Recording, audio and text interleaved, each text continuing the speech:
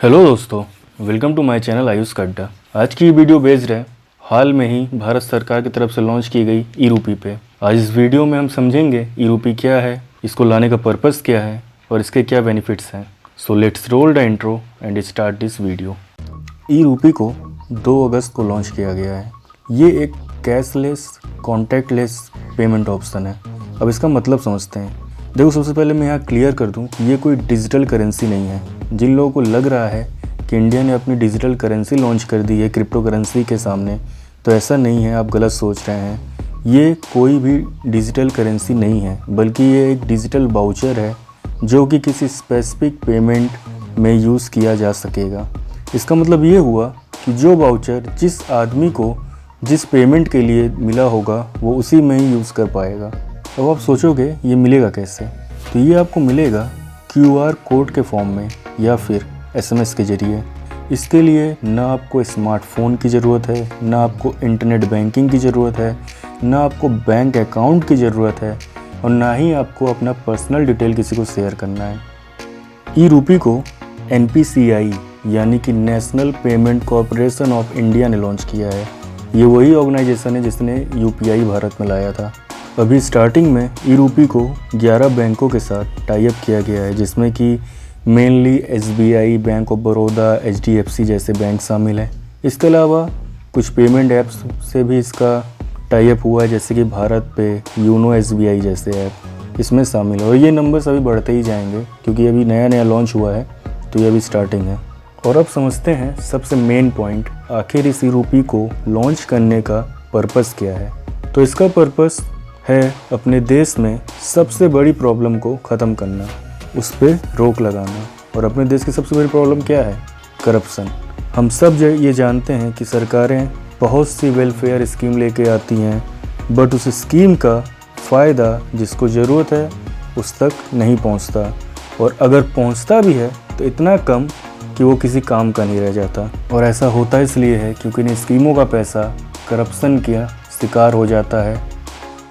अभी तक क्या होता है कि जब भी किसी सरकारी स्कीम का फंड जारी होता है तो वो जिन जिन लोगों के बीच में से होकर आप तक पहुंचता है, उन सब का पहले से कमीशन या परसेंटेज डिसाइड रहता है। वो उतना पैसा काट के ही आपको आपका पैसा देते हैं, और अगर आपने उनको वो पैसा नहीं दिया या वो परसेंटेज उनका नहीं दिया तो आपके काम को रोक देंगे, वो आपके काम पे रोक लगवा देंगे। और ये बहुत कॉमन सी बात है, ये सब लोगों ने देखा भी होगा और सभी इस चीज़ को जानते हैं। बट ई रूपी आने से इस पे रोक लगने का पूरा चांस रहेगा कि इस पे रोक लग जाएगी। और वो होगा कैसे, वो भी मैं आपको समझाता हूँ। सरकारें जो DBT यानी कि डायरेक्ट बेनिफिट ट्रांसफ़र किसी को देती है, अब वो इसे ई रूपी के फॉर्म में देगी। यानी कि आपको एक वाउचर मिलेगा QR कोड या SMS के ज़रिए। आप उसको लेकर वहाँ जाओगे जहाँ उस वाउचर को स्कैन करवाना है, और एक बार जब ये स्कैन हो जाएगा आपको इसका लाभ सीधे स्कीम या लाभ जो भी होगा वो आपको मिल जाएगा। इसका मतलब ये हुआ उस वाउचर पर जो भी स्कीम या लाभ मिलना होगा वो सिर्फ आपको मिलेगा, किसी और को नहीं। एग्जाम्पल के लिए, अगर किसी किसान को बिजली के बिल पर सब्सिडी दी जाए या फिर उसको खाद खरीदने के लिए सब्सिडी दी जाए, तो वो उसको एक ई रूपी यानी कि एक ई वाउचर जारी कर देंगे जो कि QR कोड के फॉर्म में होगा। वो किसान उस बिजली के बिल के भरने के लिए जाएगा और उस QR कोड को वहाँ पे स्कैन करवा लेगा, और उससे उसकी सब्सिडी जो भी उसमें उसका लाभ होगा उसे उसको मिल जाएगा। इसी तरह अगर वो खाद के शॉप पे जाता है, वहाँ पे अपना वो QR कोड को स्कैन कराएगा और उसको वो सब्सिडी मिल जाएगी। अब यहाँ पर नोटिस करने वाली बात ये है कि यहाँ पर आप किसी तरह का कैश का लेन देन नहीं कर रहे, यानी कि कोई मीडिएटर, कोई बिचौलिया आपका पैसा नहीं मार सकता। और साथ ही साथ जिस आदमी को जिस काम के लिए ई रूपी का वाउचर मिलेगा वो सिर्फ उसी काम में उसको यूज़ कर पाएगा, आप किसी और काम में इसका यूज़ नहीं कर पाओगे। अभी क्या होता है कि सरकार किसी को कोई स्कीम के तहत कुछ फ़ंड उसके अकाउंट में भेज दी, तो आदमी अपना दिमाग लगाता है, उस पैसे का यूज़ किसी दूसरे काम में, अपने पर्सनल यूज़ में कर लेता है। इस तरीके से सरकार जिस काम के लिए वो पैसा भेजती है वो काम भी नहीं होता, सरकार के फ़ंड का भी मिसयूज़ हो जाता है और उस आदमी का भी नुकसान होता है।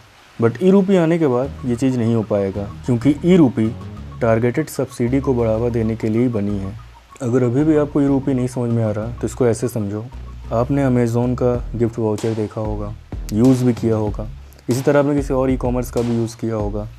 तो वहाँ पे क्या करते हैं, क्या वो आपको कोई कैश देते हैं? नहीं, वो आपको एक गिफ्ट वाउचर दे देते हैं। आप उसको चाहे किसी को दो या खुद यूज़ करो, वो एक स्पेसिफिक प्रोडक्ट पे आप उसका यूज़ करोगे और उसमें जो भी छूट मिलना होगा वो आपको उसमें मिल जाएगा। इसमें किसी तरह का कैश का लेन देन नहीं होता। तो बस इसी तरह ई-रूपी भी काम करेगा। ई-रूपी एक इंडिविजुअल स्पेसिफिक और पर्पस स्पेसिफिक डिजिटल वाउचर है। आई होप अब आपको ये समझ में आ गया होगा कि ई-रूपी का काम क्या है। अब आइए इसके बेनिफिट समझते हैं कि इसका बेनिफिट क्या क्या होगा। देखो, इसका सबसे बड़ा बेनिफिट तो करप्शन रोकना है। उसके अलावा इसका यूज़ जो है प्राइवेट ऑर्गेनाइजेशन भी कर सकती है, सरकार ने उसको भी छूट दी है इसका यूज़ करने के लिए। तो इससे होगा क्या कि अगर आप सोचो थोड़े बड़े लेवल पे कि जो सरकारी अधिकारियों को, सरकारी बाबुओं को जब कोई काम सौंपा जाता है, कोई सर्वे का काम या कुछ पता करने का काम, तो अक्सर वो उस काम को करते नहीं हैं और उनको जो कन्वेंस वगैरह के लिए और जो भी उनको ठहरने के लिए, जो भी चीज़ों के लिए जो फंड मिलता है सरकार का, वो उसको अपने जेब में रखते हैं। काम खाली कागज़ों पे होता है, काम रियल में नहीं होता। लेकिन जब ये ई-रूपी हो जाएगा, जब आपको वाउचर मिलना शुरू हो जाएगा, तो जब आप उस काम को करोगे और जिस काम के लिए जो वाउचर आपको मिला होगा आप उसका वहीं यूज़ कर पाओगे, आप उसका पर्सनल यूज़ कर ही नहीं पाओगे, आप सरकार के पैसों को नहीं मार पाओगे। और ये एक बहुत बड़ा चेंज होगा उन लोगों के लिए जो सिर्फ काम चोरी करते हैं और सरकार के पैसों का मिसयूज़ करते हैं। ई-रूपी आने वाले टाइम पर एक गेम चेंजर साबित होगा। ये करप्शन पर रोक भी लगाएगा। उसके अलावा ये भी तक जो स्कीम के फ़ायदे लोगों को नहीं मिल पाते थे, वो फ़ायदे लोगों को मिलना शुरू हो जाएंगे। आप सोचो, आयुष्मान योजना और ऐसे बहुत सी स्कीम हैं जिसका फ़ायदा सही से नहीं मिल पाता है, जिसको मिलना चाहिए उसको तो बिल्कुल नहीं मिलता, दूसरे ही उसका फ़ायदा उठा ले जाते हैं। तो ये सारे फ़ायदे जब वाउचर के फॉर्म में हो जाएगा इस तरह का, तो वो उनको मिलना शुरू हो जाएगा जिनको मिलना चाहिए। तो एक बढ़िया कदम है। और बस आज की वीडियो में यही सब था। अगर आपको पसंद आया हो, आपको समझ में आया हो, तो इसको लाइक करें, शेयर करें और चैनल को सब्सक्राइब कर लें। मिलते हैं आपसे नेक्स्ट वीडियो में। जय हिंद, जय भारत।